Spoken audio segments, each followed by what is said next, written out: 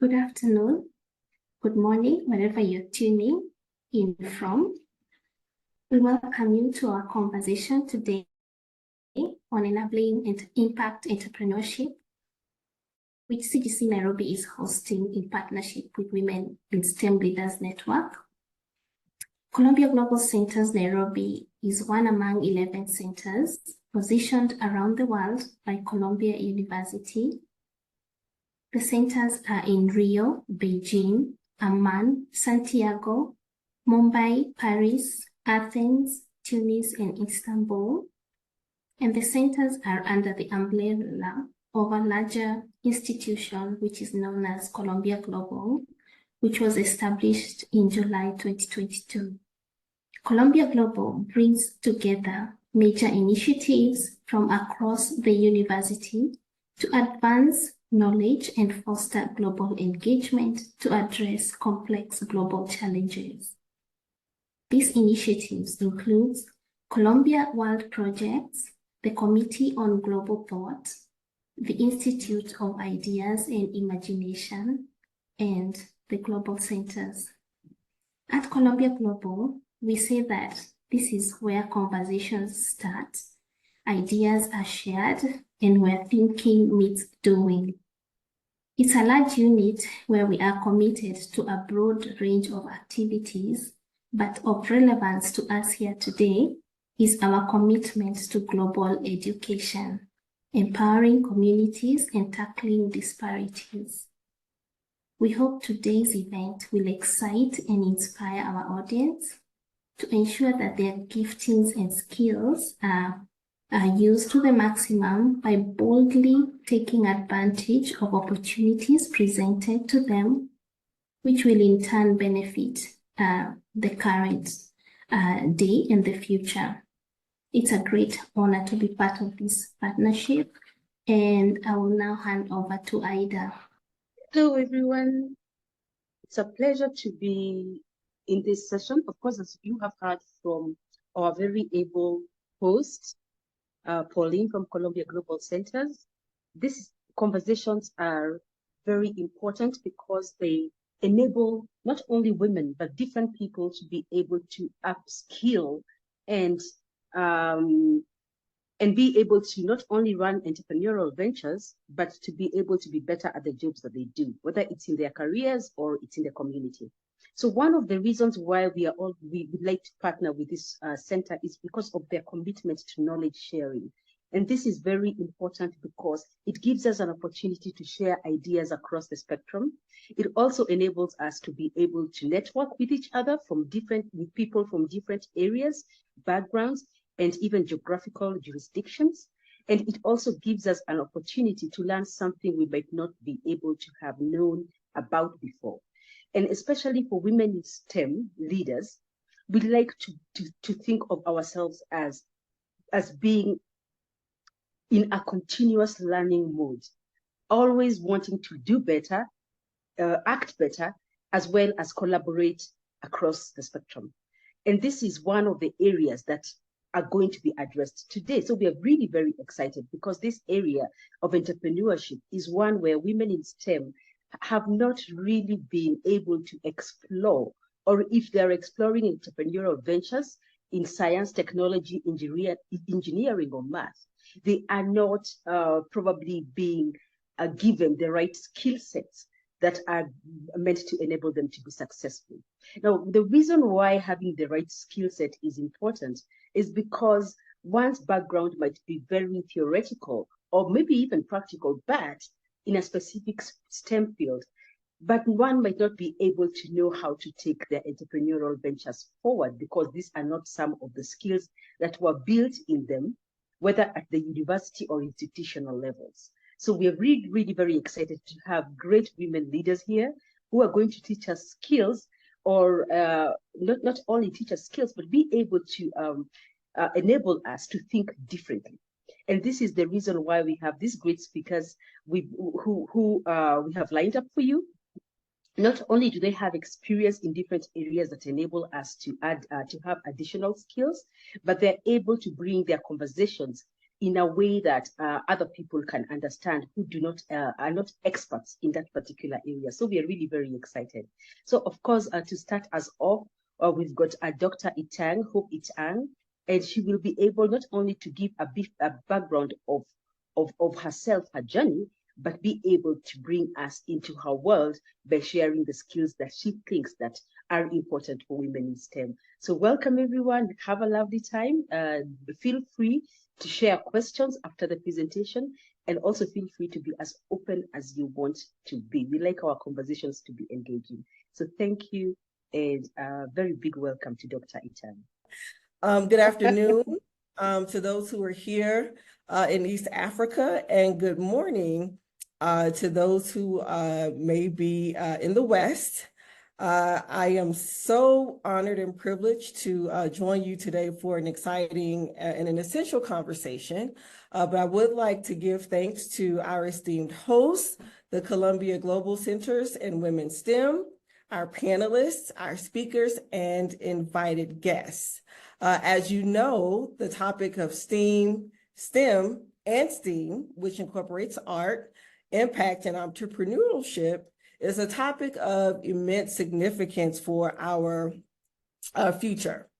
As a young African and American woman who's pursued a path in engineering, I'm here today to share a bit of my own journey, and more importantly, encourage each of you to boldly step into the world of STEAM. Empowering women and girls in STEM and STEAM related entrepreneurship is pivotal as we stand at a moment in history where science, technology, engineering, and mathematics are reshaping the world at an unprecedented pace. Yet, despite the vast potential of these fields, there remains a glaring gender gap. This gap is not just a matter of equity, it's also a matter of innovation, economic growth, and societal progress. And today, I would like for us to explore why it is crucial to bridge this gap and how we can encourage more women and girls to pursue STEAM and STEM-related entrepreneurial ventures in an effort to harness the power of creativity and scientific inquiry alongside economic mobility. So before we get into the nuts and bolts of the conversation, let's take a snapshot of women in the STEAM industry. While women have made notable progress in many sectors, our underrepresentation in STEM remains a pressing issue. Research suggests that women account for only 30% represented in technology and engineering. This disparity grows when we look at leadership roles in STEM, STEAM, and STEM-related startups, where women are significantly underrepresented and more probably underfunded. This isn't just a statistic, it reflects it reflects a loss of untapped potential and innovation. And when we shift our focus to Africa, the research is even more glaring. A 2023 UNESCO study on women in STEM revealed that 30% of research and development scientists in sub-Saharan Africa are female, with only 29% of AI workers being women. And despite the fact that nearly half of STEM-focused university graduates in Africa are female, the disparity is clear and persistent. The reasons behind this gender gap are complex and rooted in societal, cultural, and social barriers. Gender stereotypes, which are often introduced at a very young age, depict STEM and STEAM-related industries as male-dominated, or industries unsuitable for women. This was definitely the case for me. This is reinforced through education, media, and family expectations. Moreover, the lack of female role models in STEM continues to perpetuate this cycle. When women and young girls do not see themselves in these fields, it becomes harder for them to visualize themselves in similar roles. And even when women pursue STEM careers, they face gender bias, discrimination, and hostile work environments, which often lead to higher dropout rates from the industry. So why does all of this matter? Increasing the participation of women and girls in STEM is crucial for a myriad of reasons. First and foremost, diversity fuels innovation. Diverse teams comprising of individuals, particularly women from different backgrounds, are better equipped to generate creative solutions. Research consistently shows that diverse teams outperform homogeneous ones, leading to more innovative outcomes. Excluding women, particularly African women, from these fields, spaces, and conversations limits our ability to contribute to industries such as artificial intelligence, biotechnology, and clean industry, all fields that are shaping the future. Moreover, closing the gender gap in STEM and STEAM could add up to 12 trillion, yes, I said trillion with a T, not billion, trillion, to the global GDP by 2025.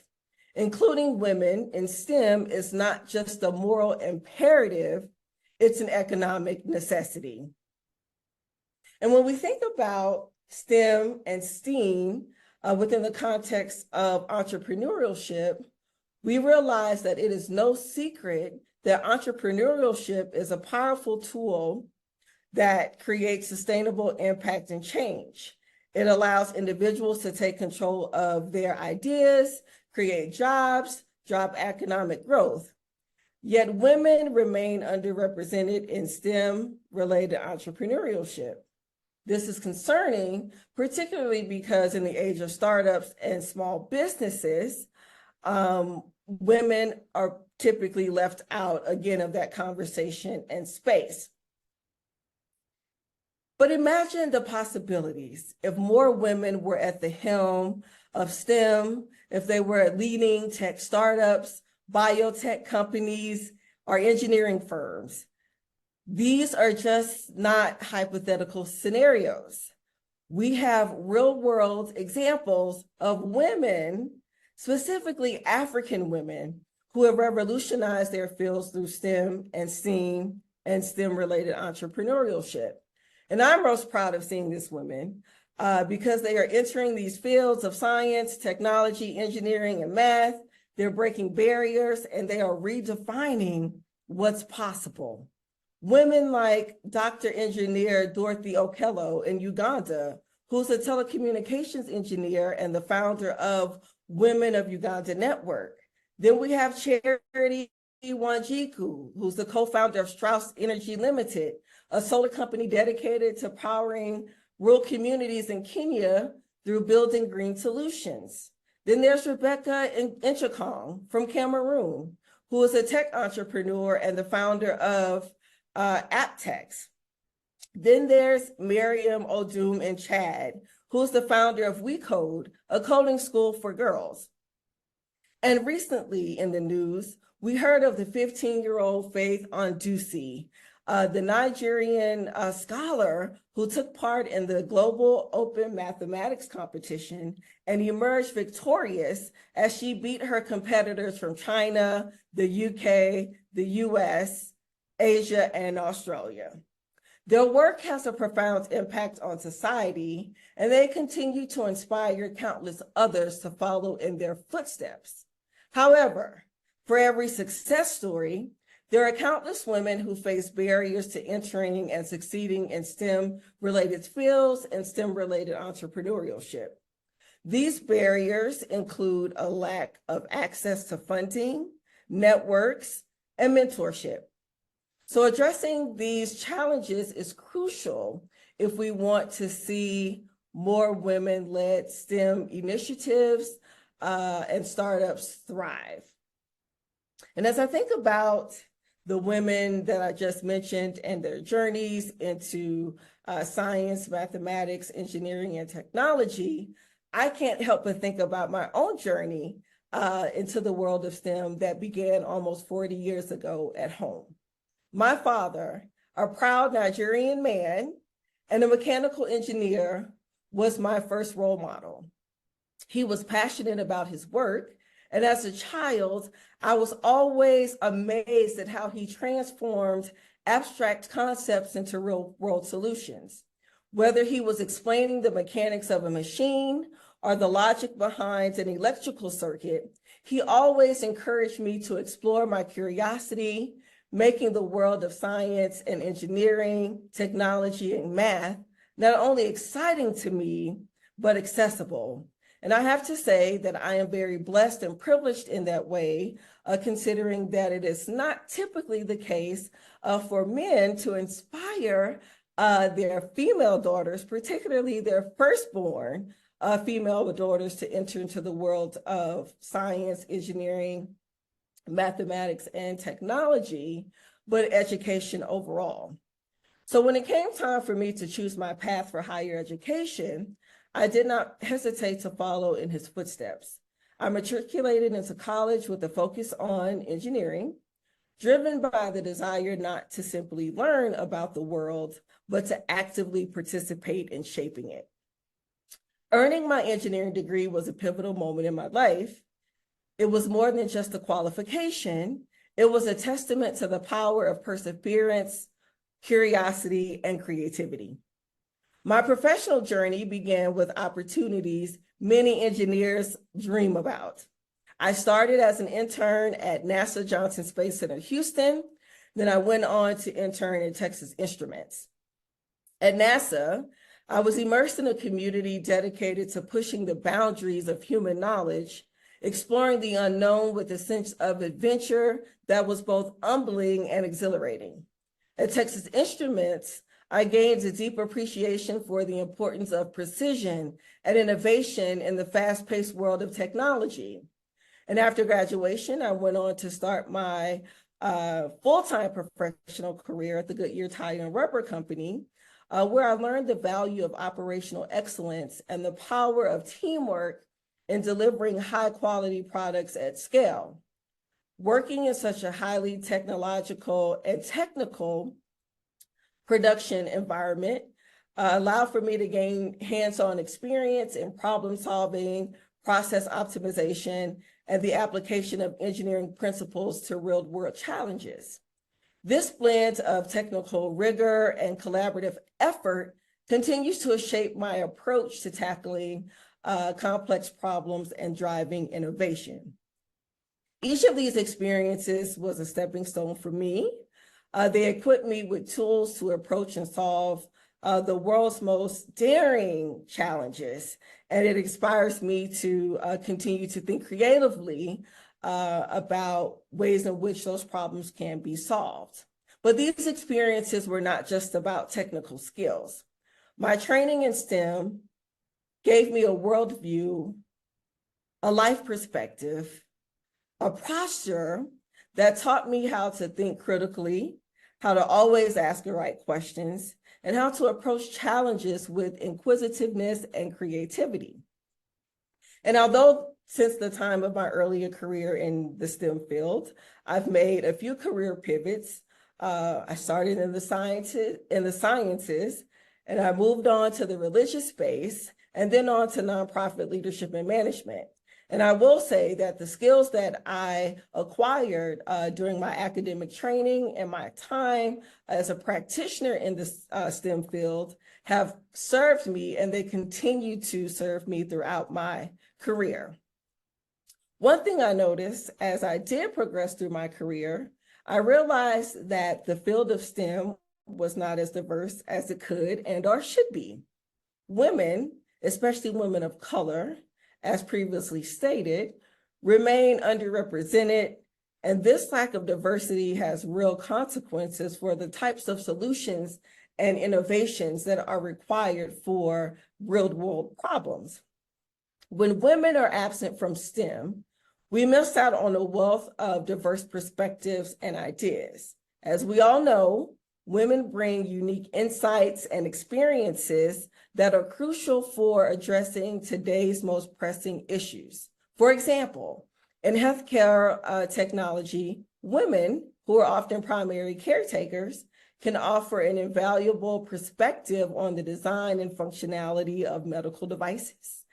In environmental engineering, women's deep connection to the earth and natural resources, particularly in African communities, can lead to more sustainable and effective solutions to increase and promote environmental change. So this brings me to a very crucial point: the potential of women, particularly African women in STEM. We all know that Africa is rich with opportunities and challenges that require innovative solutions.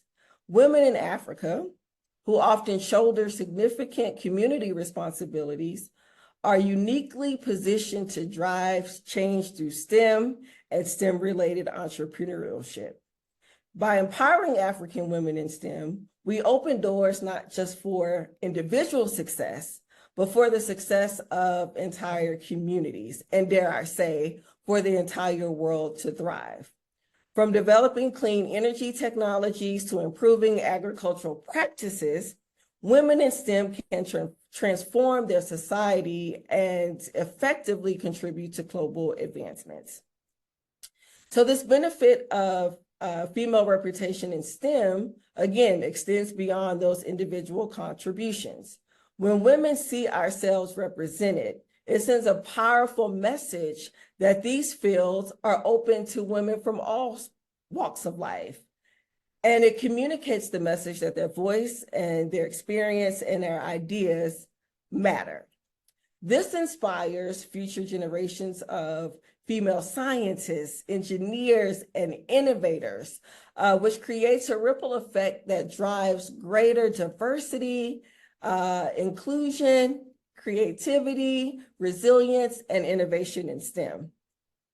So for this potential to be realized, we have to address the barriers that have historically kept women out of these fields: educational disparities, again, limited access to mentorship, and deeply ingrained stereotypes. We have to create environments where women can thrive, learn, and lead. And as I reflect on my journey, again in STEM, there are several learning points or skills that I believe can benefit women, especially those who are preparing for impact-driven entrepreneurship ventures within the world of STEM. The first learning lesson is to embrace curiosity. Never stop asking questions. Curiosity is the foundation of innovation. It drives us to explore new ideas. It challenges us to push back on the status quo, and it inspires us to find, again, creative and innovative solutions to the world's problems. And my curiosity was birthed, as I mentioned, 40 years ago, and it still fuels my thought for creativity and my thought for learning to this very day. The second learning lesson is to cultivate resilience. The path in STEM, particularly for women, and even more specifically for women of color and African women, can be very challenging. There will be obstacles, but resilience is the key to success. The third lesson: leverage your unique perspective. As I mentioned, as women, our perspectives and experiences are, they're priceless.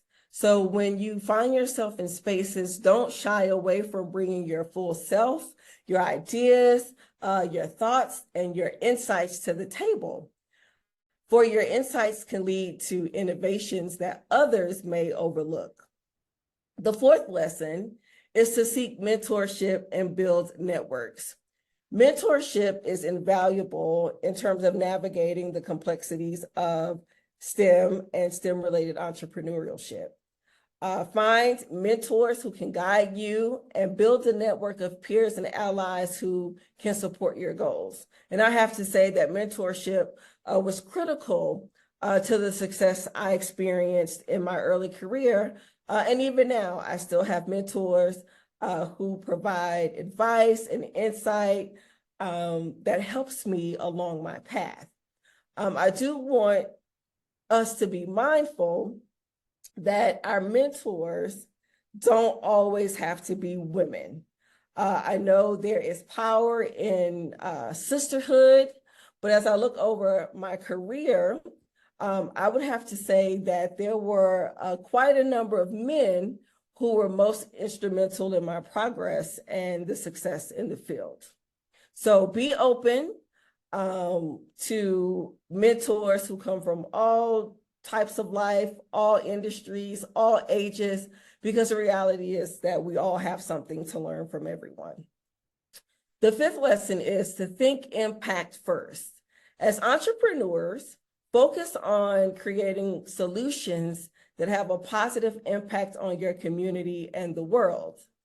Yes, profit is important, but the most successful and fulfilling ventures are those that solve real problems and improve lives.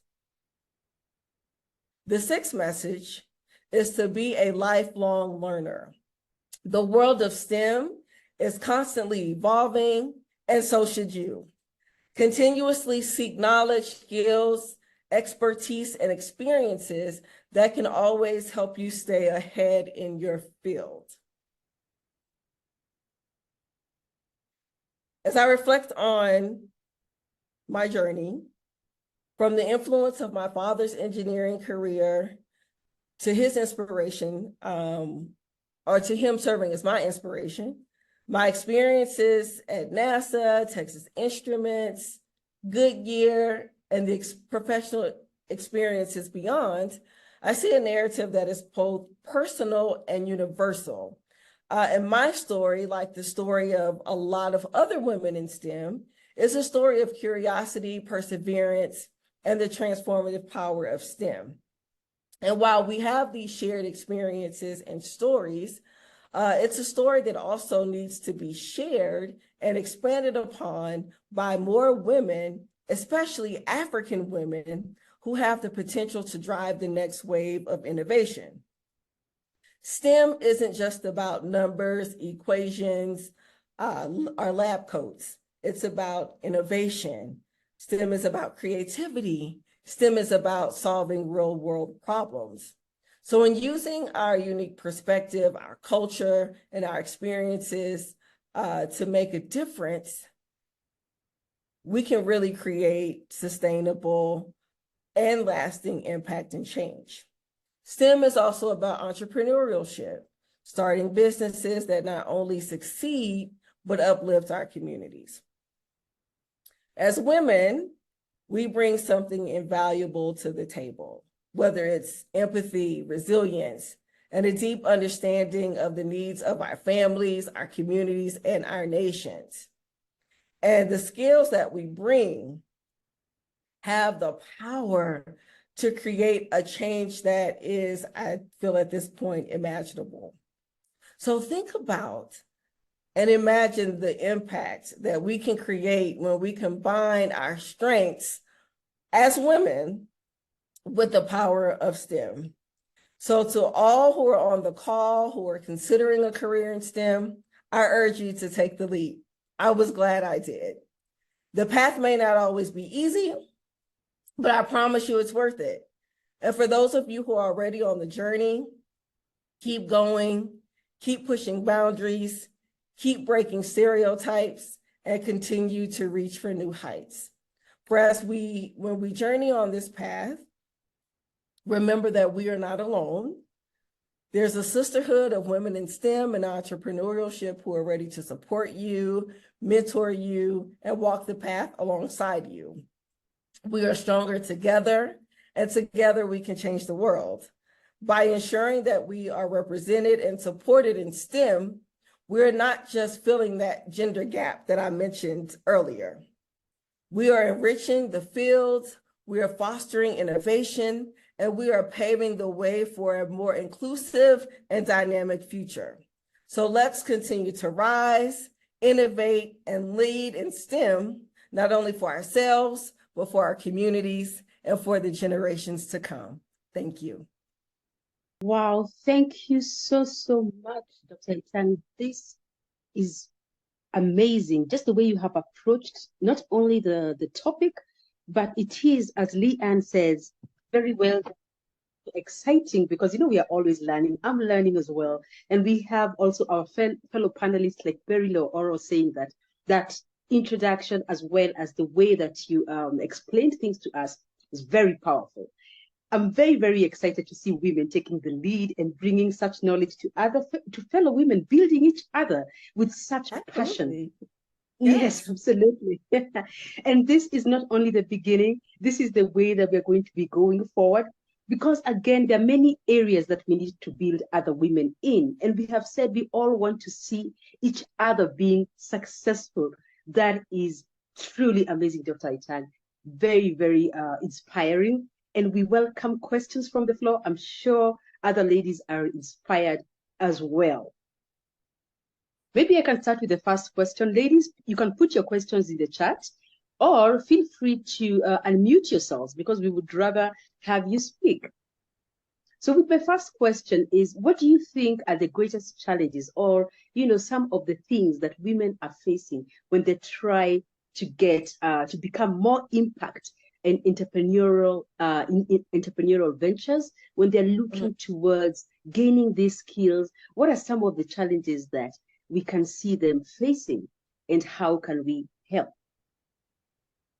So I would contend that one of the biggest challenges that women often face in the STEM industry and on the road to STEM entrepreneurship is ourselves. Oftentimes we don't give ourselves credit for the skills, the expertise, and the experience that we have. And we often discount that, and we talk ourselves out of opportunities before we have an opportunity to even engage them. So that would be the first challenge. The subsequent challenges are those that I mentioned earlier around barriers to access, whether it's lack of funding, the underrepresentation, the lack of access to educational opportunities that would propel an individual to occupy such spaces. There's, I just mentioned access to funding, lack of access to funding.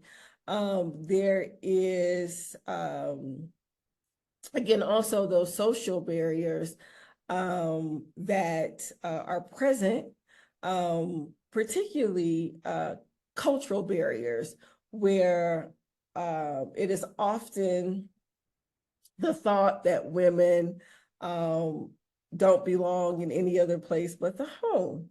And so you often find individuals creating challenges, roadblocks, and barriers to women who are actually trying to break into these fields. How can we overcome those challenges? Just have a belief in yourself and know that you are equipped with the skills, talents, experience, and expertise for a reason. And there are challenges in the world that can be creatively solved by only you. In terms of addressing the barriers, the lack of resources, access to funding, we really have to pull other women up as we move forward, right? So it's the philosophy of Sankofa, looking back to move forward. So we have to look back and pull up the young women and the girls behind us to empower them to access these spaces. Many of us who have gone on to have very exciting and lucrative careers in the STEM space, we can use our power to not only empower young women and girls to enter into STEM fields, but we can open the gates. It's often the case in many industries that individuals act as gatekeepers.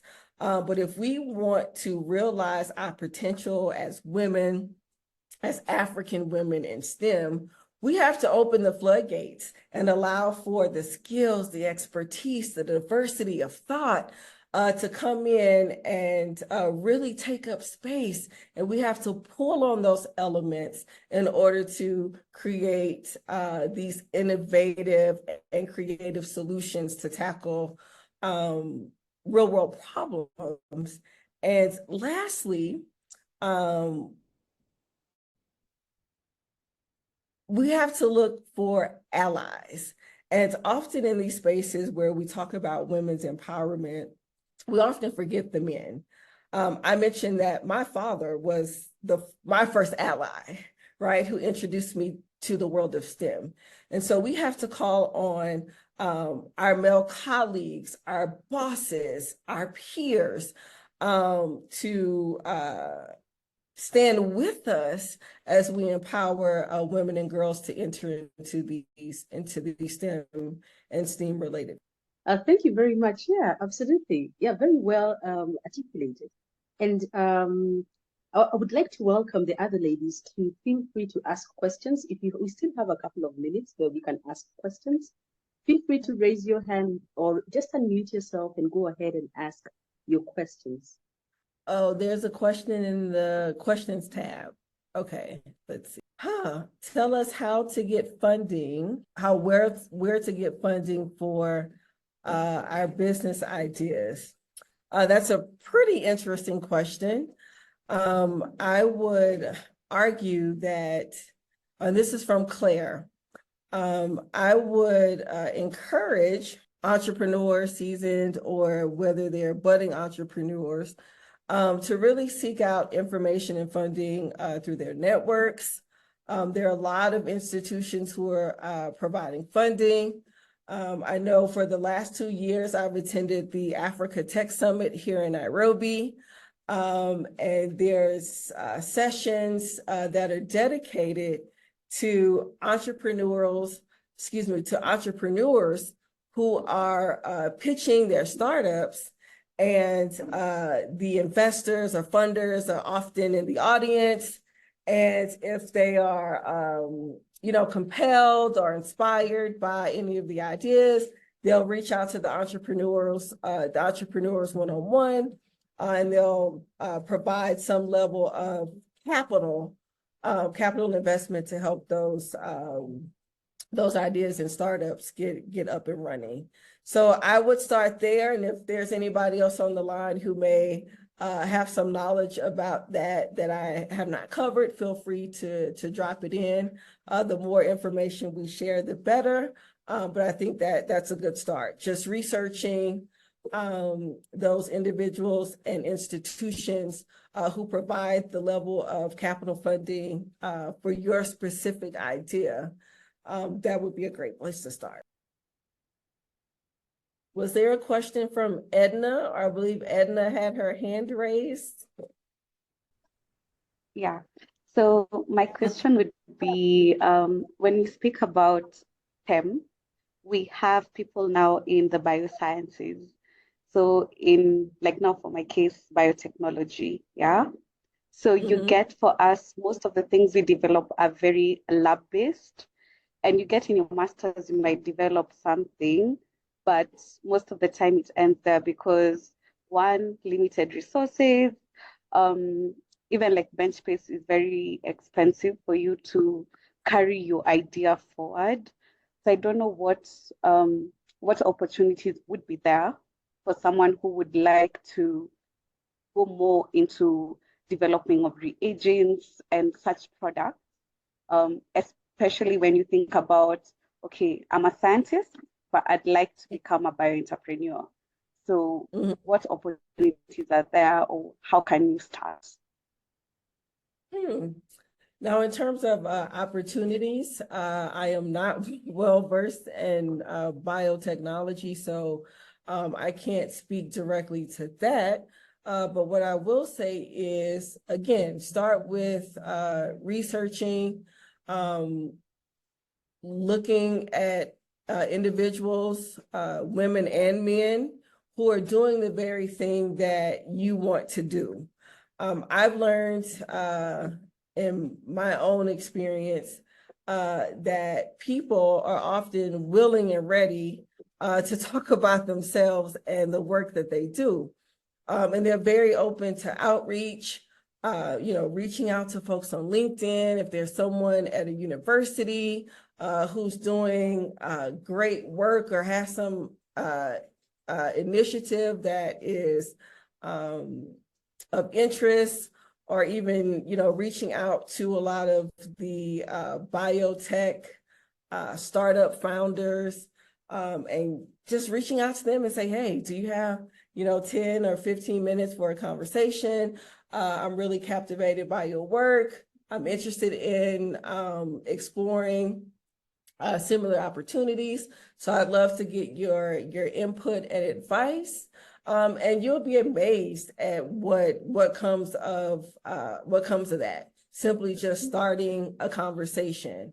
The possibilities are endless. So I would start there. So Ida, it doesn't seem like there are any more questions.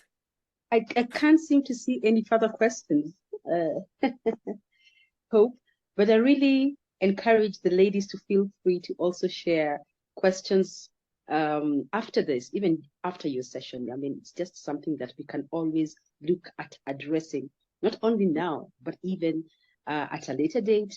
And also feel free to share this information you're learning, ladies, with your networks, your women leaders. And we know you've got vast networks, and these skills are very, very much needed in these different areas. So if there are no further questions, maybe we can just let Dr. Itang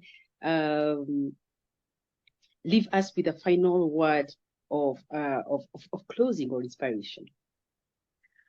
I would simply say, believe in yourself, believe in your talents, your expertise, your experiences. Know that there's value in all of those things. And don't discount your ideas, because all it takes is a simple idea to change the world, while also bringing in some profits. So continue to ask questions, continue to fuel your curiosity, and allow for it to take you places that are fueled by your imagination. Never in a million years said I think that I would, become an engineer, working at NASA, traveling the world, studying with awesome individuals. And then moving to Africa with the thought of actually using my skills and experiences to help build the infrastructure here across the continent and build creative solutions for a lot of the challenges that are present in Africa. The places that you will go, I think that's from Dr. Seuss, right? So allow for imagination, your creativity, and your passion to guide you into places and territories unknown. Women, we are powerful, we are amazing, we're intuitive, and we have all that we need within us to create the world that we want to see for ourselves, our children, our communities, and the world. Wow, there you have it, ladies. Thank you so much, Hope, Dr. Itang. It's been a pleasure having you. And not only are we thankful, but we're really truly inspired. I mean, these are the things that we would like to see happening more often in our circles. And today, I mean, it's an honor. Personally, I really enjoyed it. And I would like to encourage all of you to reach out to us if you'd like for us to feature her. And I mean, even the passion is infectious. I mean, it's just awesome. With this kind of energy, I think we can do anything. We can change the world. Absolutely. Who runs the world? Girls. I think Beyonce said that. Our next speaker is Leanne Reagan. She's a learning and development specialist, and she will be able to give us her take. Kindly welcome. Okay, everyone. Oh my goodness, I feel so honored and excited to be here with you. It's just a delight. And Dr. Tang, just how inspiring.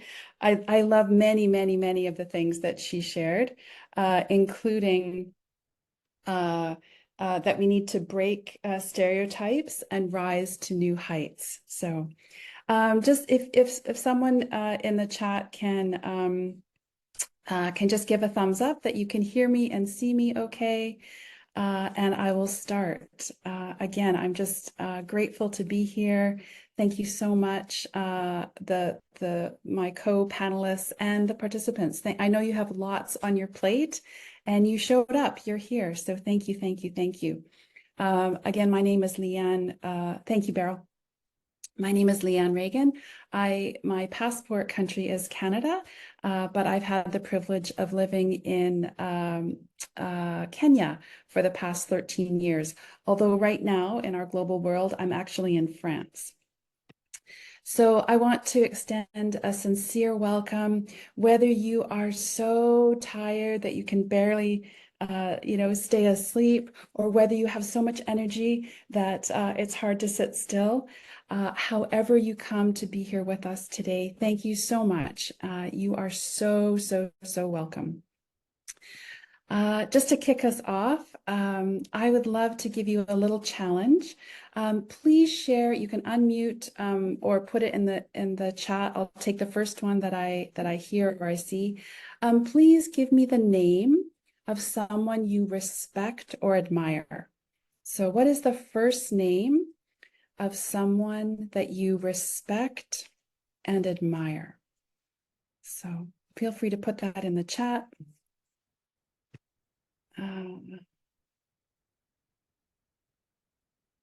So the first name of someone that you respect or admire. I'm watching the chat. Dr. Wandering Mathai. Okay, thanks, Ida. Okay, so now see if you can do what I'm doing here. Okay, so see if you can copy what I'm doing. Wandering, wandering, wandering, wandering, whoops, wandering, whoops, wandering, wandering, wandering, wandering. So that is your task. I'll repeat it a couple more times, and I promise you that this will tie in, make sense. And we'll come back to it at the end of my time with you today. So I'll do a couple more times. You can practice, and we'll see at the end if you can copy me. So I'll do it twice more. Wandering, wandering, wandering, wandering, whoops, wandering, whoops, wandering, wandering, wandering, wandering. Okay, so that's number 2. I'll do it. Thank you. I just saying Wangari. Okay, I wondered about that. Okay, so we'll switch it to Wangari. Okay, so here we go. Wangari, Wangari, Wangari, Wangari, whoops, Wangari, whoops. Wangari, Wangari, Wangari, Wangari. Okay, so hold that in your brain if you can, and we'll come back to it at the end, and it will all tie together. I'll see. You can turn your cameras on if someone wants to demonstrate, and we'll see if you can do it. Okay, so let's dive in. My time together with you today, I thought I'd focus on 2 things. So 5 mindsets for marvelous teams and 7 critical skills for spectacular teams. So we'll look at mindsets and critical skills. And by the way, I'll just put this note in the chat here. I'm a learning and development expert, so I am all about learning and very, very happy to share a ton of resources with you, including my PowerPoint deck and a bunch of activities that you can follow up on for the particular mindsets and critical skills that you're interested in. So feel free, I put that note in there. If you're interested, just shoot me an email and I'll send everything to you.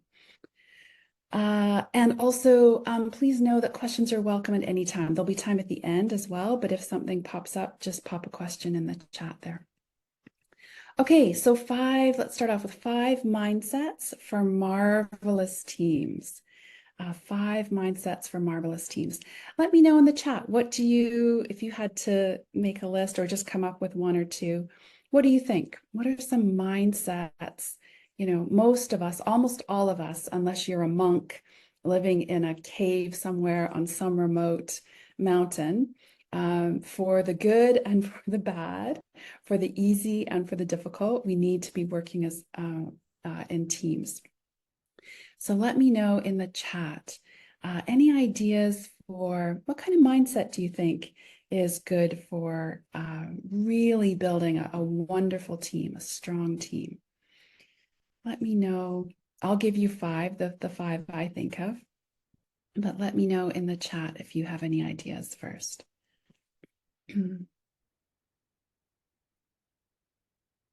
And if mindset is not familiar to you, mindset is a way that you frame your thinking, right? If you think about putting a frame around how you see the world, your perspective on the world, how you think things work, that's an example of a mindset. Okay, well, feel free to pop one in the chat, but in the meantime, I'll keep going. One of them is growth mindset. So if you are not familiar with Dr. Carol Dweck's work, I've put her name in the chat. This is life-changing, and really, as much as possible, trying to shift ourselves from a fixed mindset, which looks at things, you know, your learning is fixed, you can't really change much, to a growth mindset where if you have a setback, you know, challenges really help you grow. In the resource package I'll send you if you're interested, there's actually a little survey that you can take that measures your mindset. So I would say for a marvelous team, one of the things you need is a growth mindset.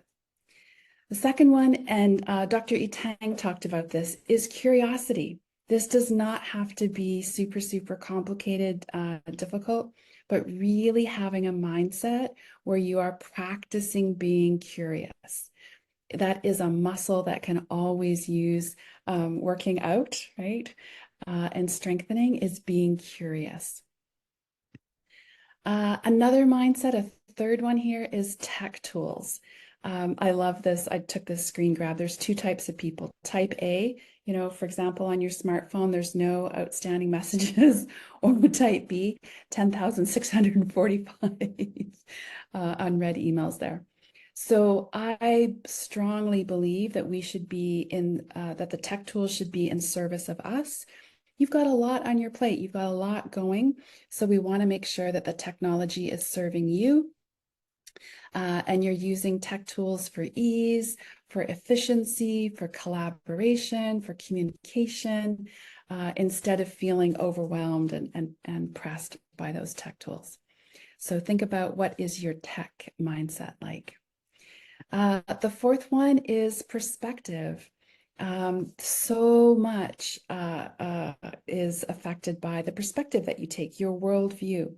I have a tool called Life Lenses, which looks at what comes onto your radar easily, naturally, and comfortably, and what flies underneath your radar because it's not important. Maybe you feel awkward about it, or it feels very foreign. So these are kinds of things that really make an impact on teams. So what kind of perspective or worldview do you and your team have? Also, I would put under perspective things like DEI, diversity, equity, inclusion, or equity, diversity, and inclusion, depending on where you're coming from. Things like unconscious bias, all of those things come under perspective. Okay, the fourth one is learning. And Dr. Itang mentioned this as well. If we have a learning mindset, it's everything, right? It means that we are being vulnerable because we're saying to ourselves and others, I don't know this, and I am open to learning. So that is an incredibly untapped tool, right? If we have a learning mindset, it changes everything. Oh, and Dr. Itang has kindly shared her email in the chat there, which is really lovely. Okay, so 5 mindsets for marvelous teams include a growth mindset, being curious, having a good relationship with technology, being mindful of your perspective, and having a learning mindset. Okay, let me just take a quick pause there before we go on to critical skills for spectacular teams. Any questions so far? There'll also be time at the end for questions, but let me know there.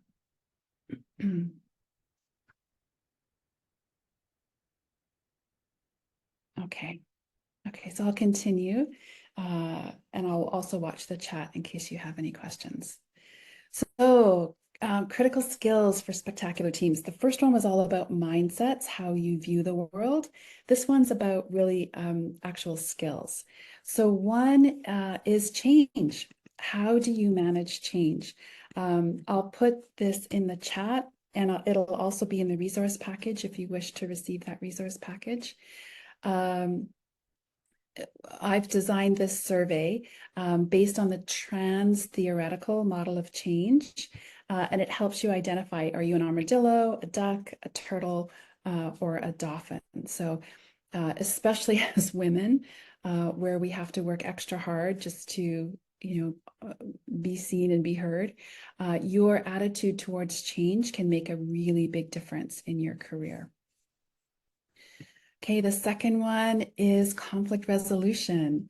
Let me know in the chat, feel free, and there's no judgment, there's no, wrong answer. But if one, think of yourself on a scale of 1 to 10, where 1 is, oh, I hate conflict, get away, I hate it, no, I'm going to avoid, I'm going to run away, just la, nothing's happening, no conflict.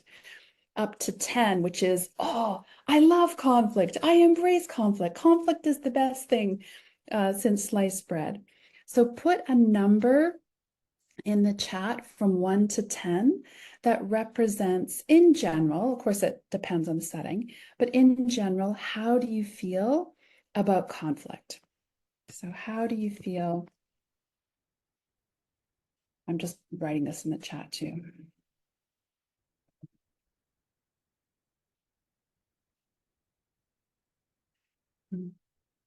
So we often jump right into conflict resolution, and we don't necessarily recognize that, particularly for women, a lot of women have trauma-informed backgrounds, and our responses to conflict can be really informed by an experience with trauma. So think about, how do you approach conflict, both for yourself professionally, as well as how you do that with your team. And feel free, if you're comfortable, if you're like, Leanne, don't really want to put that number in the chat, that's completely fine. Okay, the third skill is collaboration. I have an exercise around this that I call fist palm that I do when I'm working with teams, where I say, an example of someone who is not open to collaboration is like someone with a fist, right? This represents, it's my way or the highway. I'm not interested in people's input. This is too important to me. I have too much ownership. I am not allowing any input. The opposite of that is if you open your palm really, really wide, your project, your work is not going to stay on your palm because that palm is open too wide. That represents, do whatever you want. I don't care. Doesn't matter to me. So when I'm working with teams, I'll often talk about, how do we get it so that your hand symbolically is open enough to represent, I'm willing to collaborate, I'm open to input, please collaborate with me, but not so open that you don't care, not so closed that nothing can get in. So what are your skills around collaboration? Okay, the fourth one is communication. I would love for you to freeze. Okay, don't move, freeze. And let me know in the chat, if you wish, how much space are you taking up? How much space are you taking up?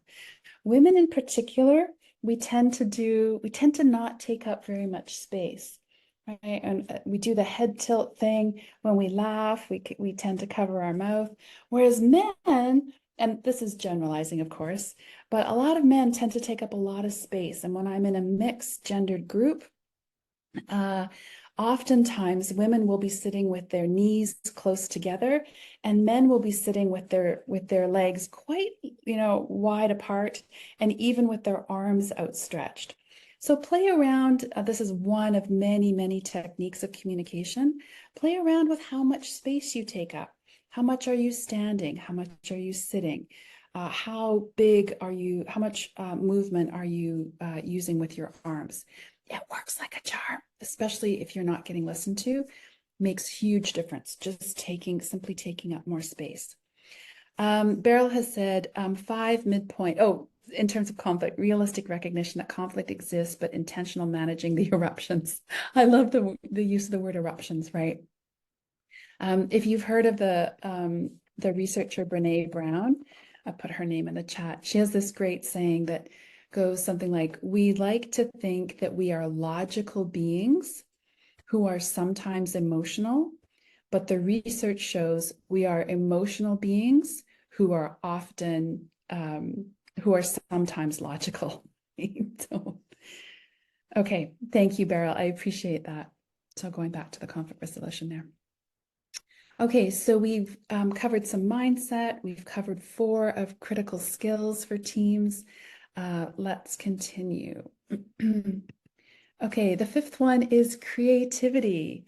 I would invite you in the chat to describe what is that black thing in the center of the screen.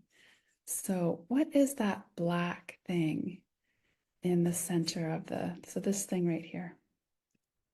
So feel free in the chat to describe that thing in the middle of the screen. And don't feel awkward. You can't get this wrong. You can't get this wrong. So what do you think? Any ideas? And if you're more comfortable, you can unmute and say your answer. I just saying a dot, LOL, love it, love it. Great. Any other ideas? What else could it be? A dot, a square. Yes, Beryl, a square, exactly. Okay. Well, this is an exercise from exercising and building your creativity muscles. And let me know in the chat if any of you are parents, particularly of little ones. I have 2 kids, but they're older. They're 22 and 27.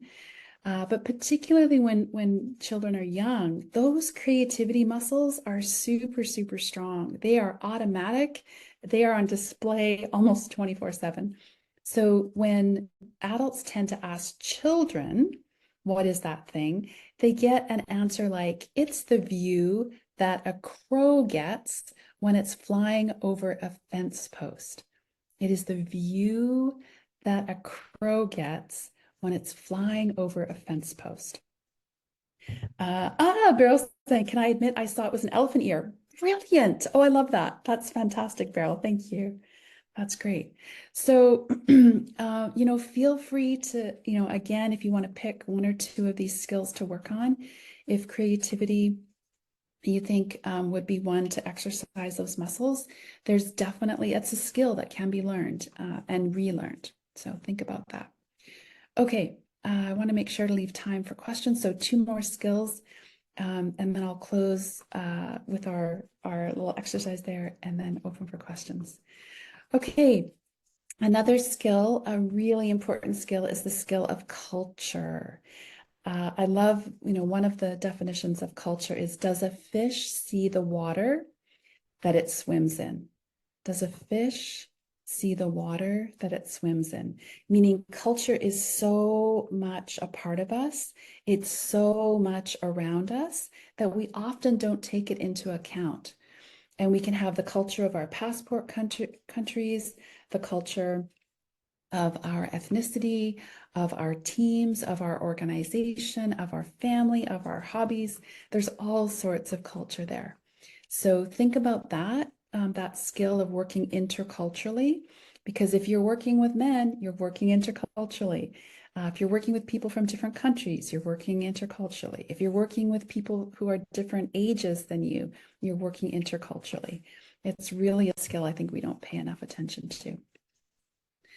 Okay, and then the last one here is the skill of celebration. How many of you have a celebration plan? When you get a win, when you have a success, do you deliberately, strategically take time to celebrate? You know, I think this is so important, especially for women. You know, our brains are designed to, if someone gives us a compliment, it tends to be a little bit like Teflon, right? It slides off. But if someone says something critical, it's a little bit like Velcro, right? It really, really, really sticks.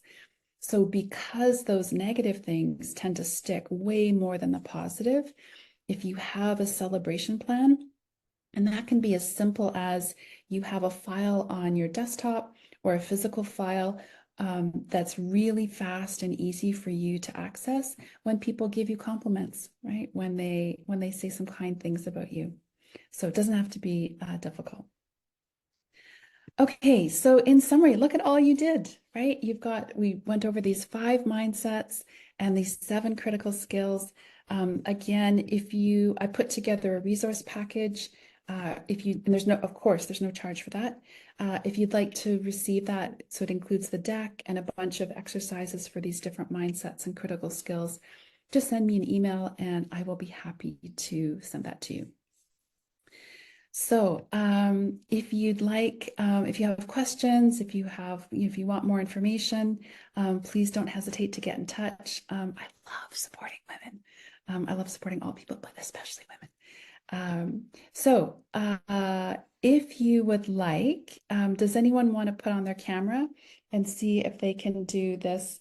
Wangari, Wangari, Wangari, Wangari, whoops, Wangari, whoops, Wangari, Wangari, Wangari, Wangari.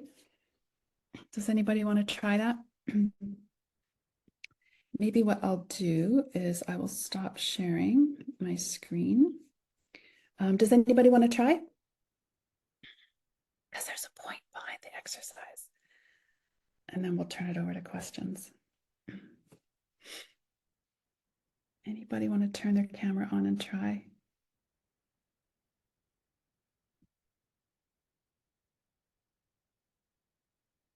And in the meantime, if you have any questions, feel free to unmute or you can put your question in the chat. Any questions at all, or resources, right? There's a big, beautiful, bold brains in this group. So if you have some resources along this topic that you want to share, please feel free to do that.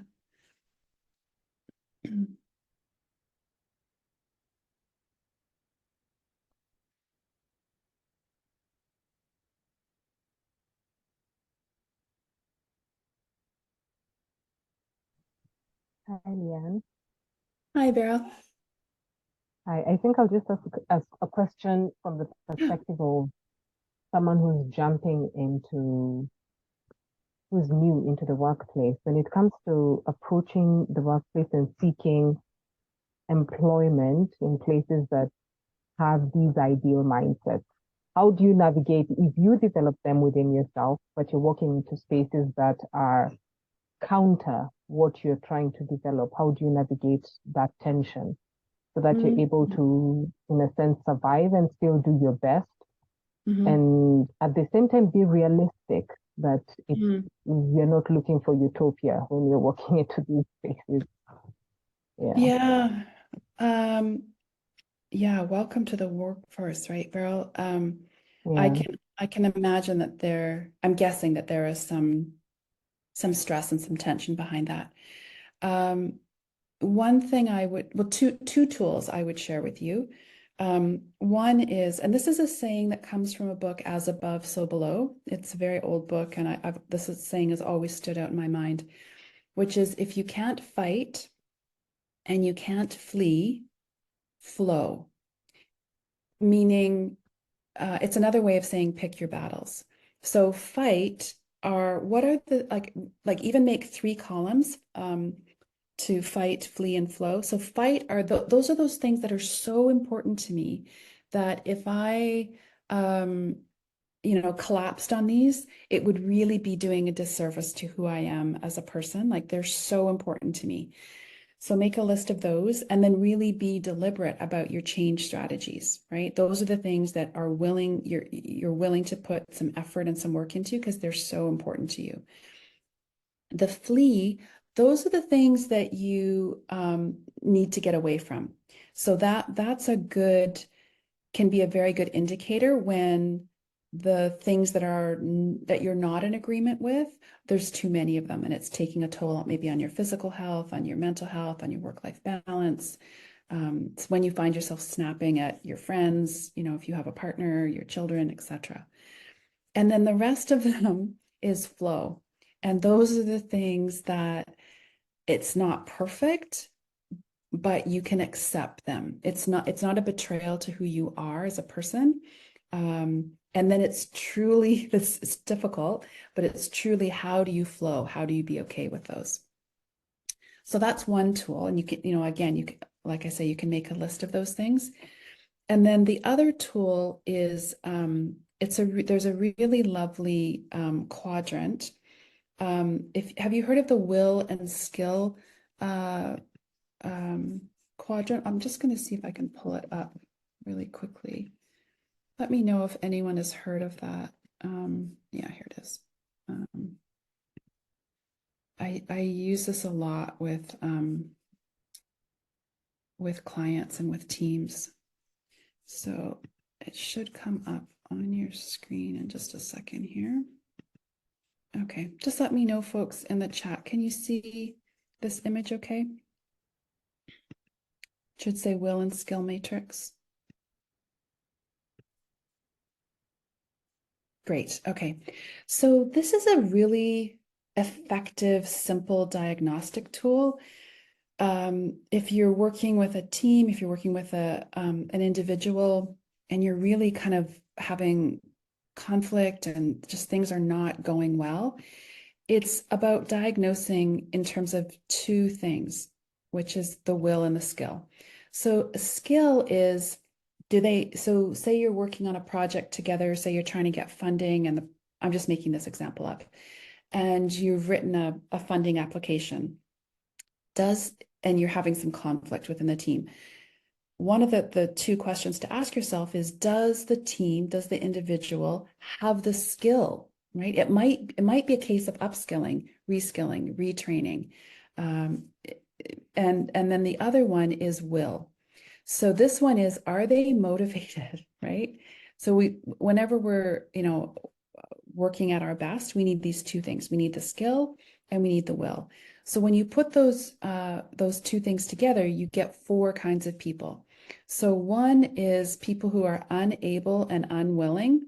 Ooh, that's a tough person, a tough team to work with because they don't have the skill and they don't want to do whatever the thing is. Then you've got people who are able, they can write a funding application, but they don't want to. So then it becomes a case of motivation, right? And I think in the package I there's a motivation survey in there to identify your motivation style. Just as an aside, a really effective way of managing conflict is to figure out what's motivating the other person, right? Because sometimes, not all the time, but sometimes it can be as simple as acknowledging that. And then poof, it's almost like the conflict never happened. It can be that simple. Okay, and then you have people who they're willing, they're motivated, which is fabulous, but they're unable. So then it's a case of training, right? By the way, this is if you've ever tried to put a pair of pants on a 2-year-old, on a toddler who doesn't want to get changed. This is an example, right? If they don't want to put those pants on, it makes things so much easier, so much harder. And then the last one is, this is the sweet spot. This is where we want to get for ourselves and our team members, which is we're able and we're willing. Beryl, does that make sense? Do you have questions about that? No, this was helpful. Thank you. Okay. Yeah, because, especially when we're in conflict, our brains can really convince us that there's only a couple of options, which is fight, flee, freeze, or fawn, right? So it's a matter of helping our brains understand we actually have many more options. Anyone else? questions, comments, any resources to add? I love the way that you presented this in an easy to digest way. And I feel like that is what is lacking usually when we are, we are upskilling or reskilling and just any kind of learning that one is in. And it's important for it to be able to be digestible, because at that particular point, we are learning something new. So we need to be able to get into it as soon as possible. Maybe a question would be, is it harder for women to approach conflict resolution?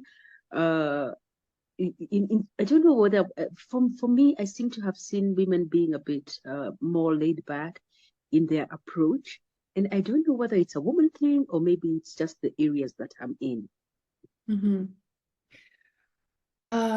So two things, Ida, your first point about easily digestible information. So thank you. That's a very kind thing to say. And you've hit upon my life's passion. I think one of the critical things is people who are subject matter experts assume that they know how to design learning and deliver learning, right? Whereas those are actually two separate skills.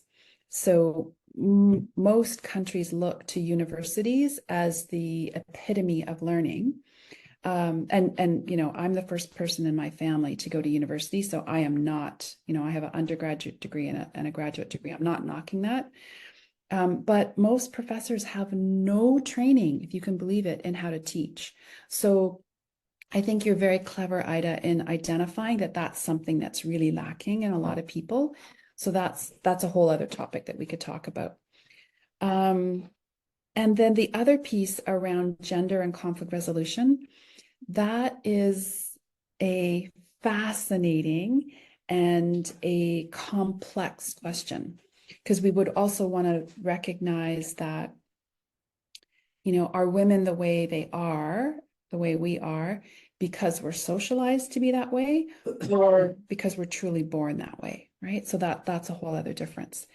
I would say that, and Dr. Itang talked about this, the benefit of having very diverse teams, that research is unequivocal.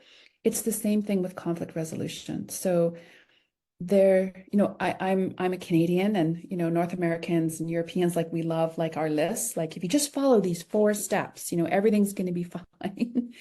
My graduate degree is actually in intercultural conflict resolution.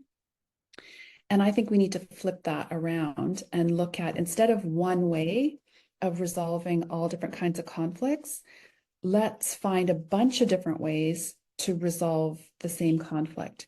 And that includes a gendered approach, right? So there's going to be some things that women bring to the table that some men don't. And, we want to be really careful too about not stereotyping there. And there's going to be, some ways that men tend to resolve conflict that can sometimes be more effective. So that's a bit of maybe not such a direct answer, but I think it's very nuanced, right? And the more we seek different ways to resolve conflict, the healthier our teams are going to be. Does that make sense, Ida? Absolutely. Sorry, I was muted. Yes, definitely. Thank you so much. Yeah, when I'm working in teams, like in a physical setting, sometimes you'll have to try to imagine this. So imagine your team standing in a circle and everyone holding onto a piece of string that has a little bit of give between you and the next person. And then I'll say, okay, on the count of 3, please hold your string at the level. It's kind of what I did in the chat there. That represents how you typically feel about conflict. So some people will hold their string very high. In fact, I had a woman, in fact, try to get on a chair. Like, she loved conflict. She loved to debate. She's like, the conflict's the best thing ever. And then some people hold it like very, down to the ground, as low as they can go. And then lots of people are in between. And the interesting thing with that exercise, the thing I always point out, is that your attitude, your feelings towards conflict affect the conflict resolution and affect your team members, right? So there's always someone in the group who's trying to hold it up high while the other person's trying to hold it up, hold it down. And the seductive thing is that we tend to think wherever we're holding that string is the best place, and where everybody, and I'm shaking my finger deliberately, and where everyone else should join, right? So I'm right. My placement of that string is normal, natural, and right. Whereas there's pros and cons for every place you hold that string. The folks that hold it really high, typically, when there's a conflict, like on a good day, right? That there's a conflict. On a bad day, if they abuse that power, that can be bullying behavior, misuse of power. People that hold it very, very close to the ground, on a good day, they're going to typically be very aware of lots of kind of undercurrents, right? They don't just pay attention to words, but all of those things that are kind of happening under the, sort of typical, super, what word am I looking for? On the surface, right? What's happening below the surface. And also when they bring up a conflict, it's really important, right? Because they don't just bring up a conflict for any reason. On a bad day, the people that are holding the string down to the ground, one of the challenges for them is people don't know that there's a conflict. It's really obvious to them. But if we have sort of more higher holder stringers, people aren't going to know that there's a conflict. Yeah. Thanks, Ida. Thank you. Any other comments, questions? I want to be mindful of our time. Make sure we have time for the next speaker. Do you want me to let me know in the chat? Do you want me to show you the answer to this as a final Yes, close? please do. Okay. Okay. So what most people do is they do this. Wangari, Wangari, Wangari, Wangari, whoops, Wangari, whoops, Wangari, Wangari, Wangari, Wangari. Right? And people will do it over and over and over. And I'll say, no, that's not quite right, not quite right, not quite right. I'm going to make it really obvious what the trick is and why the trick is so important. Here we go. Last time. Wangari, Wangari, Wangari, Wangari, whoops, Wangari, whoops, Wangari, Wangari, Wangari, Wangari. So every time I folded my hands, and yet 9.9 times out of 10, I've done this tens of thousands of times around the world, people always miss this step. So the thing I'd like to leave you with is, when does learning start and when does it finish, right? There's all kinds of lovely, delicious formal learning, and there's equally lots of really lovely, delicious informal learning. And I think if we have that learning mindset, if we really focus on learning, we can and we do and we will continue to change the world. Thank you so much, everyone, for your time and attention. It's just such an honor to be here. And if you want those resources, just send me a quick email and I'm happy to share them with you. Thank you so much. Wow, thank you so much as well.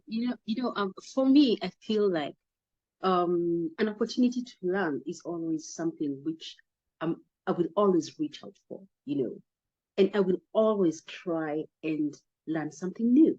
And this particular session has given me the resources that I needed. Some resources I didn't know that I didn't have. And this is very exciting for me. Now, one other thing probably I'd like to encourage is for the ladies to try and reach out to the speakers, because the emails, the contacts have been put there in the chat. I have seen a comment in the WhatsApp groups asking whether we can have these sessions on a Saturday, because apparently being at work, some ladies are finding it hard to join the session. I don't know whether we can, ladies, but we will try our best to see how we can best do this, because maybe being at work can be a challenge for many. But for those who are already here, and even afterwards, we're going to share the recording. So ladies, are going to get an opportunity to engage with the materials. So thank you so much. And I can see some comments in the chat. Maybe I can just read them out.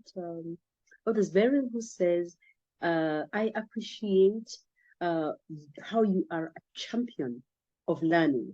Great presentation. And that means a lot. It's amazing. And yeah, just happy to have that feedback. Thank you so much, Leanne. And we look forward to learning more from you. And also, it was fun.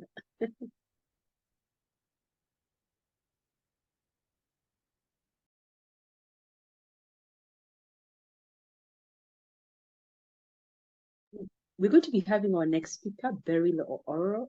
She is not only a great leader, but she's also someone who's very passionate about how we communicate and how women can be more active in the communication space, being a specialist herself, being an expert in communications. And we believe this is something that is we can always build our skills on. So a very big welcome to Beryl. She will introduce us herself as well, or give a bit of a background on who she is, and go straight into sharing her vision and also her learning points. Thank you. Welcome, Beryl. My name is Beryl Oro. Thank you so much, Ida, for the invitation. And I would like to thank the other speakers on the panel, Dr. Itang, Leanne, you've done great. There's a benefit in being the last one to speak because most of the stuff has been said. But I'm just coming to add on to the perspective of, there's something that Leanne Regan has just pointed out to the discussion, and she's added something that will be my entry point to my presentation. How much space are you taking up? And for me, as someone in media, I've been in journalism for over 15 years. Actually, it's more than that, but we'll just stick to 15 years so that it looks dignified. I've been in media in various capacities. I've produced, I have anchored, I have reported, and I still continue in those various responsibilities. But the significant thing that allows for me to even show my face here is I have been a science journalist at some point, having trained in health reporting for several years, thanks to the support that was offered under Internews Network. I had a segment that was featuring health and HIV reporting in one of the local channels for 5 years. And so being within the science space, I am adjacent as a communicator in the health science space. So I think I can occupy a little bit of space in this discussion. When it comes to how much space are you occupying, I speak from the experience of having interacted with women in the STEM space, women in science, women in health, women in various fields within the STEM circumference. And some of the challenges we have faced, especially as communicators, as people in media, in journalism, in communication, is there's a relative within every family that affects women. It's the shame relative. There's a lot of fear and apprehension when women are requested to come and present, public speaking, approaching spaces that are going to be very visible because it's going to be you. So everyone is going to be putting your life under the magnifying glass, and you feel so apprehensive, you end up shying away from it. And if you commit, you end up underperforming. And I do not think that it does a disservice to our presence. And I say our because I'm going to attempt to claim space in the STEM circumference. It does a disservice because we end up missing the nuances of women in science, women in STEM, when it comes to having them be able to communicate aspects. And also, I think Dr. Iteng is the one who presented the idea of diversity has its power. And you can imagine seeing someone who's like you, seeing someone who will also inspire, and I'm talking from the perspective of a child, looking up and seeing a scientist, a woman who's succeeding and showing up in a news bulletin, showing up in a public conference and communicating with confidence. One, those are things that do not come naturally, we agree. However, they can be learned. Those are tools that can be acquired, and you do not need to mimic. When it comes to approaching media, you can create partnerships. That's one way. Networking, Dr. Itang mentioned that. And I think when it comes to acquiring tools, learning, as Leanne Regan has pointed out, those are skills that you can acquire. It's not a race. You do not need to mimic. You do not need to look like anybody else. And this can be appreciated once you create partnerships and networks with journalists who are able to see you, to hear you, and appreciate your story, and appreciate your voice and how you present. So we can be able to create all that. Some of the ways that women in science can be able to show up and network, you can go through, for example, understand the infrastructure of the communication and the media space, the Media Council, the Editors Guild, science and technology journalists, features journalists. The media is like a black hole. And let's not even touch on the internet, because that's a bigger black hole than anything else, because it's never, I say black hole because it never fills up. There's always room for more. There's always room for more information. So I think that's what allows for women and creates an advantage for women to still show up and occupy space, to still show up and present themselves. It is intimidating, especially in approaching people who are familiar with the camera and intimidated by the lens. And you're like, so the moment I talk to them, what am I going to say? How am I going to approach them? Will they be able to take me gently into these circumferences? It's possible. You can nurture those relationships. How do you start? Be able to start assessing those who are in the sector. Who are these people who are passionate? Who are the journalists who are passionate, truly passionate? Because we can talk a lot about the ones who are posturing, but that's a conversation for another day. Start assessing the industry. You can be able to tell, because you as women in STEM are able to dissect and see who understands the story well and has communicated the details of what the issue is. When you're looking at how you can be able to dissect, when you're looking at HIV, Mpox, COVID-19, these are some of the environments that they created a conducive environment for journalists to be able to emerge as real health journalists or real science journalists. For example, in Kenya, we have all these circumferences. We have the circumferences, like the health and science and tech journalists already have their association. The Editors Guild are a very vibrant group. They always meet and they have breakfast most of the time communicating the media agenda. The Media Council is a very vibrant institution. So this infrastructure is already present, and you can be able to see who are the people who are functioning in this environment. Just almost like, I don't use the word stalk, but start learning who's in the sector, who's doing what, who's talking about what, who's doing a good job. Send an email, because they'll have shared their email either in the byline, or you can be able to communicate on phone to the TV channel or the radio channel, or you can be able to see their documents and all their pieces online in the digital spaces. Do not be afraid to jump into these spaces and have conversations with these people.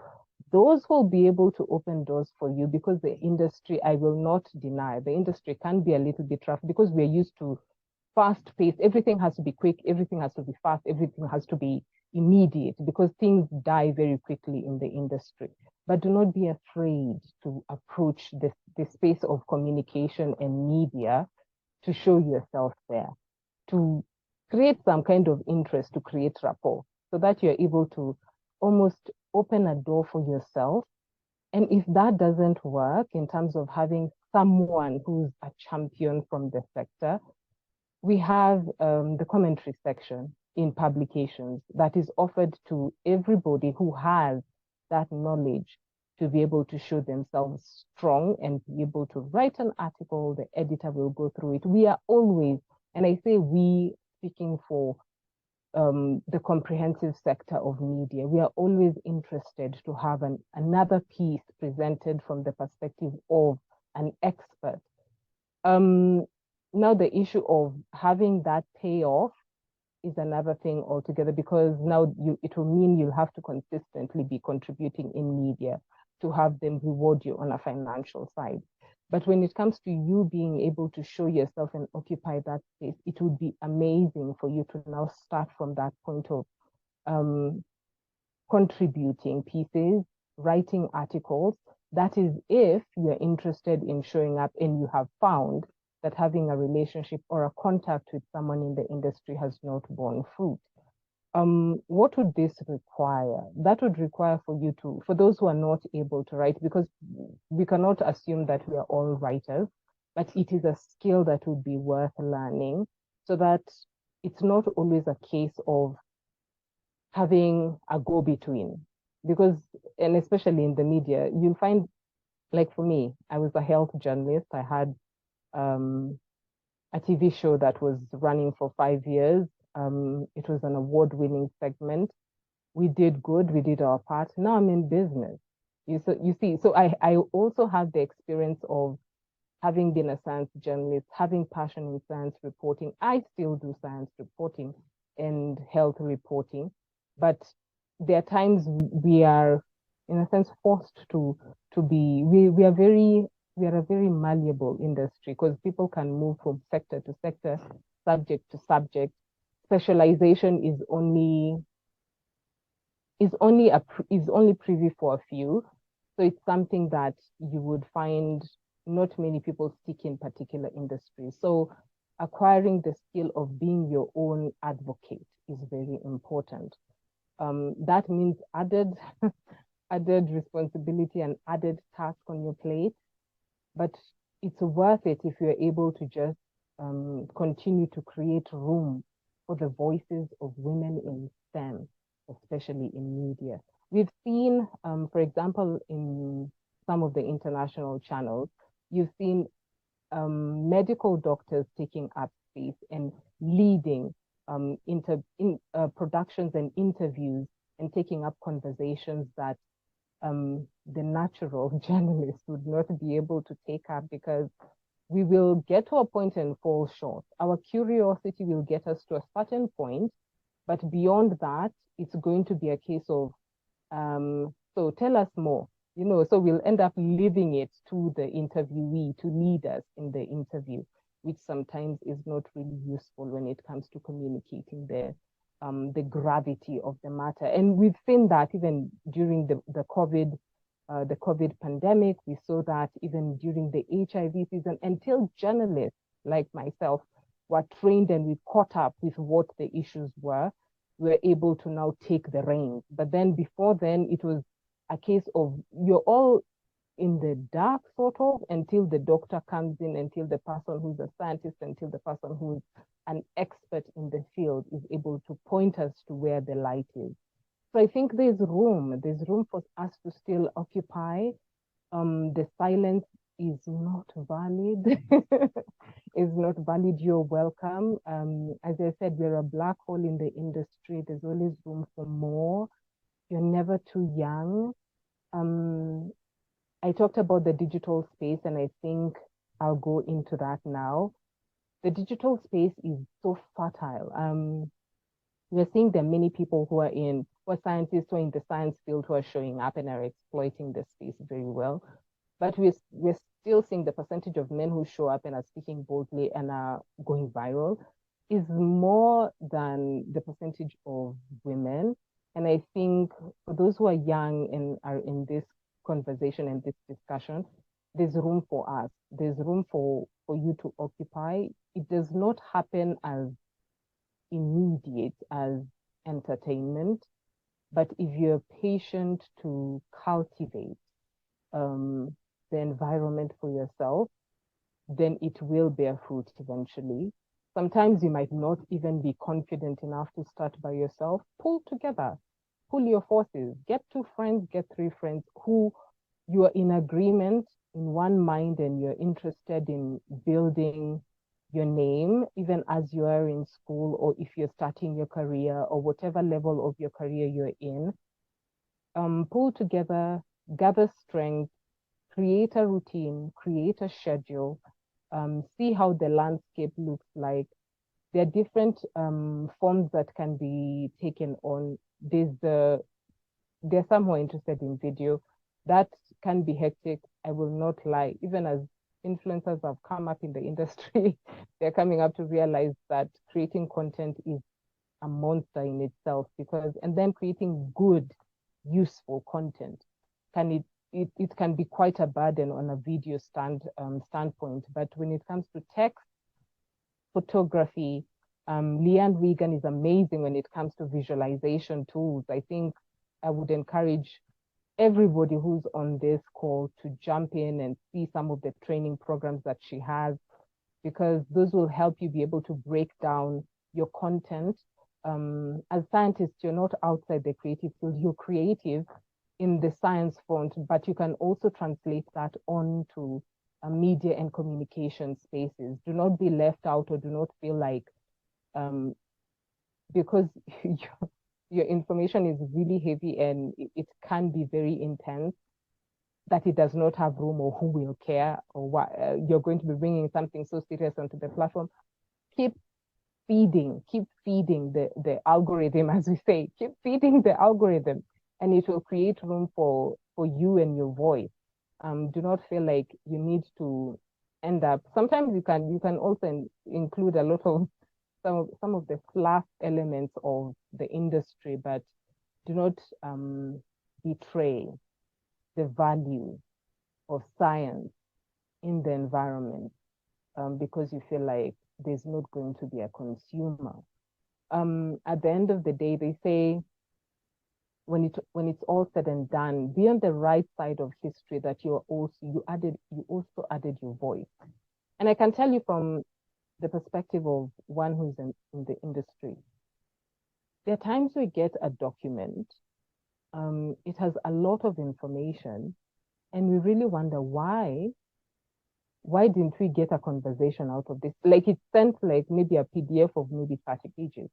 The problem with the industry is we consume a lot of information every single day.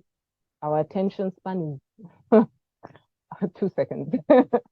So it becomes very difficult to dig through. But if we have people within the sector who are able to package the information, that's why I'm really encouraging for you to jump onto some of these training programs that Leanne Regan and some of those who are in the space of learning and creativity are doing, so that you're able to break down your information, that it can be transferable and as fast as possible, as wide as possible, and then doesn't get lost in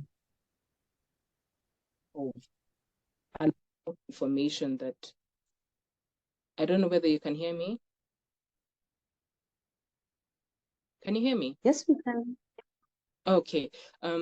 So it's important for you to jump onto some of these spaces and get to acquire skills that will allow for you to translate your brilliance. That is very valuable, and that would be very useful for people to be able to consume now and also in the future. To break down some of the strategies that I think I had already mentioned, how you can be able, if you're not able to start on your own, you can work together, you can cleave, like come together and then create a union where you can break down information, support one another, and understand that that's only for a season until you've built yourself up, that your voices are strong enough individually, exploiting spaces. Then at a point where you can do quarterly check-in, you can see whether you are able to fly out on your own individually, or to still gather together and support one another until such a point when you feel you can stand on your own. And that was me touching on inviting yourself into media spaces. Dr. Itang had talked about mentorship. And I think we seem to have familiar stories, because like for me, like she had a lot of male champions. I call them champions. I also have had the experience of benefiting from male champions in my circumference, because for me, I've not only been doing front of camera work, I also did camera work at some point. So I had to diversify sources of training, and not only looking for for the traditional, because now, for example, in camera work, you find that it's male dominated. And when I was in that space, I was one of, I think at the time we were about maybe 20 people in the camera department. I would say 20 roughly. And there were only 3 ladies. And one was in production and I was in features. Those are different departments within the media industry. So in a sense, you are at a certain point always surrounded by males peers who are in that sector. So seeking those who are able to pour into your craft, pour into your wisdom and knowledge.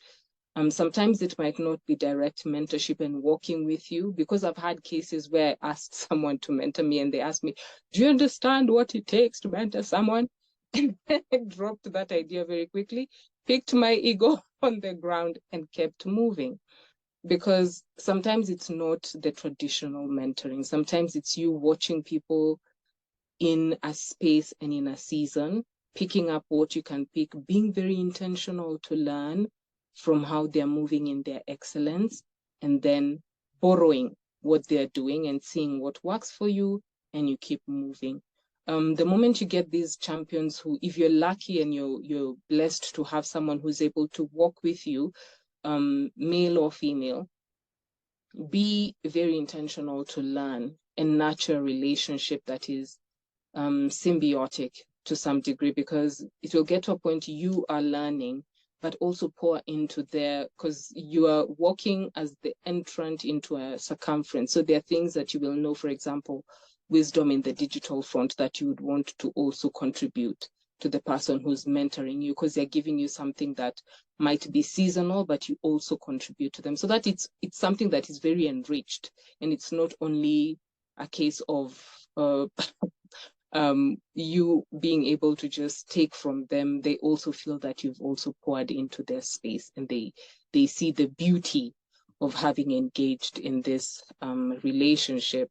When it comes to dealing with, for those who are going to move the route of working with those within the sector, the media and communication sector, we sort of we require an unfairly available person to respond. Most of the time you see, even when it comes to TV, most of the scientists who are present male, or it's going to be one particular person who's going to be featuring in most science interviews, or anything to do with STEM, it's going to be male, or a particular person who's always featuring.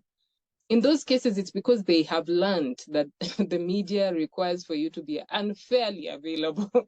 Like we call you, we need a response immediately, because as I said before, it's a very hungry industry and things are very, it's perishable. Like news is perishable very quickly, or it evolves very fast. You might need a voice for that moment, and then the next 30 minutes, we don't need that voice anymore. So it becomes a case of, when we call you, we would require for you to be there. And that means being ready. And I think it was Leanne who said, Leanne and even Dr. Itang mentioned the fact that you need to keep up with the information and keep yourself fresh. Understanding that that is a requirement of how you are going to develop the relationship with media and relationship with communications, communication institutions, because we find that very valuable, because it's useful in the now. But that doesn't mean you need to disqualify yourself. If you're not available, another beautiful option is to create a win-win situation. If you say no, you can say, I'm not able to attend this interview at this point. Let me get you somebody. And if you're able to move speedily, that will give you an unfair advantage also. That's now the win-win on our side. The moment you create a solution for us, you gain an unfair advantage, meaning we'll always access you first. In interviews, access you first when it comes to relationships, consultations, featuring you in an article.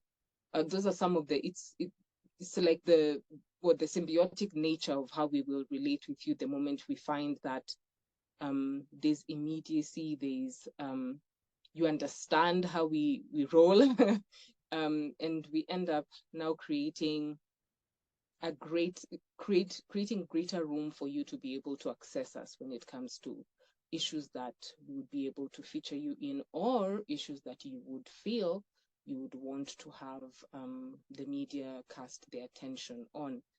I think on the mentorship front, I think that has been touched on pretty intensely.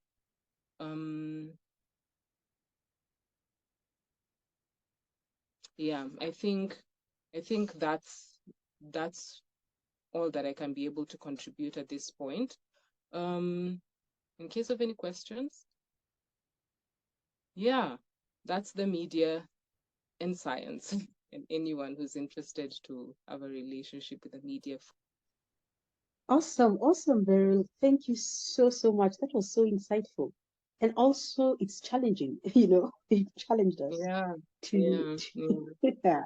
But there's which room. I think Yeah. Sorry, yes, go Ida, you were ahead, there's saying? room. There's room. I feel if women were, I know the relative of shame is very close to, it's always hovering on the shoulders of women, because the moment you underperform, you didn't show up well, you didn't look well, you know, all those things that keep there on your ear every time you're featuring in a very public space. I wish women would know that, and especially women in STEM, we just need for you to show up.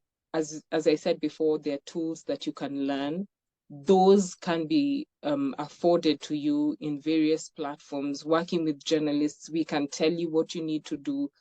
We can tell you how you need to show up, because it's beneficial for you to look good, because I will also look good. That's another element of how we relate with people. We need to understand, for you to look good, I will look good. So I cannot afford for you to fail. So I think that's the safety net that women in STEM can jump on, because yeah, it's almost protective for them also. Yeah. Absolutely, absolutely. If you don't mind, maybe you could share your contacts with us, because in the interest of time, we might have to reach out to you, and the other ladies can also feel free to reach out to you if you don't mind, kindly. It's okay. So thank you so much. We've come to the end of our session today.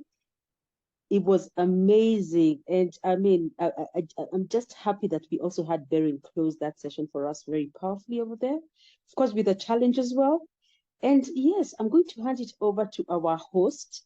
We do have some comments there in the chat. I see that Leanne Reagan has also posted that she hosts a monthly learning and development roundtable, which is free. So anyone is welcome to join. And she's put the contact information in the resource package, which she'll send to those who email her for it. So yeah, it is a pleasure. There will be other opportunities. And for the women from the WhatsApp groups, the network, who said that they would appreciate some sessions to be like over a weekend. I don't know whether it's something we can work out, because the center does not work on Saturday. But if we can get another way of having sessions, then we are going to look into it, worry not. It's something we can always consider. So thank you so much, everyone. Let me hand it over to our host, and leave you with words of encouragement. You can always learn, you can always grow, and you can always win. So thank you so much, and God bless. Wow, thank you, Ida. This was one of the best forums I've ever attended. Even as we host so many, this was really great. It gave me so much to learn from, even in my own space as a programs coordinator. That we have been advised that there's no limit to what we can aim to achieve. Like, I was really, trying to do the hand exercise with Leanne, and I can't believe I missed the last step every time. Yes. So thank you, Ida and Beryl, Leanne, and Itang, for taking time to come and share your wealth of knowledge and experience with that. We appreciate you for giving back. So just a reminder that our center is a platform for dialogue such as this. So we encourage you to continue engaging with us. follow us on social media so that you can always see what is coming up. Our handle is CGC Nairobi. You get to know of opportunities like this one or opportunities that are offered by Columbia University. Those are things that you can jump on quickly on. And we look forward to seeing you again as you continue to be the best of you. And we wish you a wonderful evening. Until next time. Thank you so much. Thank you and goodbye. Okay, bye-bye.